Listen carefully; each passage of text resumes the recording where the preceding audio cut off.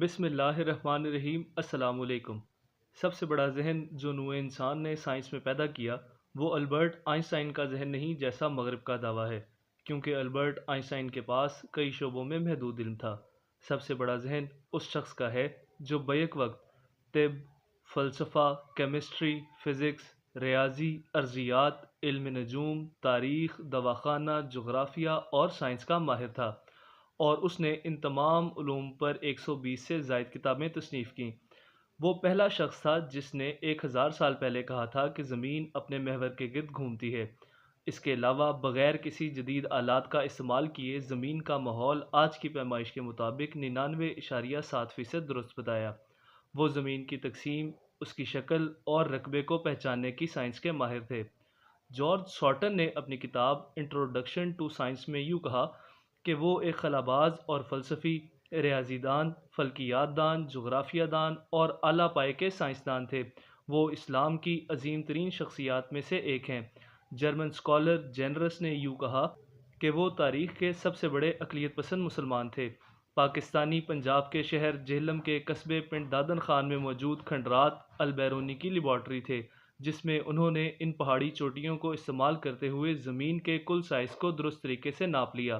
قلعہ نندنا میں بیٹھ کر البیرونی نے 1000 سال پہلے زمین کا قطر ناپا، جو اس قدر درست تھا کہ آج جدید ترین آلات کے ذریعے جو پیمائش کی جاتی ہے اس میں اور البیرونی کی پیمائش میں صرف 16.8 کلومیٹر کا فرق ہے۔ البیرونی علم ہیئت و ریاضی کا بڑا عالم و فاضل تھا۔ اس نے ہندوستان میں آ کر ہندوؤں کے علوم و فنون بھی سیکھے اور اس کے بعد ان کے صحیح اور مفصل حالات سے دنیا کو روشناس کرایا۔ خوارزم خیوہ کے پاس ایک قصبہ بیرون ہے۔ 973 میں یہاں البیرونی پیدا ہوا۔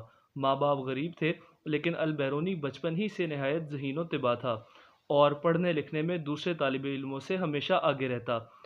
اس کے 2 استادوں نے اس کو فلکیات اور ریاضیات کی تعلیم دی، جن سے البیرونی کو خاص شغف تھا۔ اس کی شہرت سن کر سلطان محمود نے اسے غزنی بلوایا اور یہاں سے وہ پنجاب اور کشمیر بھی گیا۔ اس نے سنسکرت سیکھی، یہاں کے ہندوانہ علوم میں مہارت بہم پہنچائی، یہاں تک کہ اس ملک کے پنڈت اس کو ودیا ساگر یعنی علم کا سمندر کہنے لگے۔ بڑے بڑے پنڈت اس کی شاگردی کر کے ریاضیات اور فلکیات کی تعلیم حاصل کرنے لگے۔ البیرونی نے کوئی 120 سے زائد کتابیں لکھی ہوں گی، لیکن آج کل ان میں سے بہت کم ہی ملتی ہیں۔ اس کی سب سے بڑی اور مشہور کتاب علم ہیئت پر القانون المسعودی ہے۔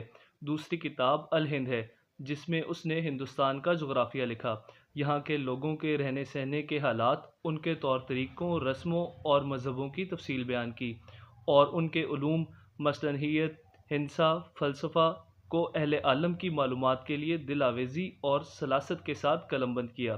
وہ اپنی کتابوں میں لاہور، پشاور، ملتان، سیالکوٹ اور جہلم کا ذکر کرتے ہیں۔ اس سے معلوم ہوتا ہے کہ اس کا زیادہ وقت پنجاب ہی میں گزرا۔ اس زمانے میں محمود غزنوی اور ہندوستانی راجاؤں کے درمیان کئی لڑائیاں ہوئیں اور ہندوؤں کا دل مسلمانوں سے کھٹا ہو گیا تھا، لیکن البیرونی دن رات پنڈتوں سے ملتا جلتا اور وہ سب اس کا احترام کرتے۔ البیرونی کی ایک اور یادگار کتاب آثار الباقیہ عن القرون الخالیہ قدیم سنین اور جنتریوں پر مفید معلومات کا خزانہ ہے۔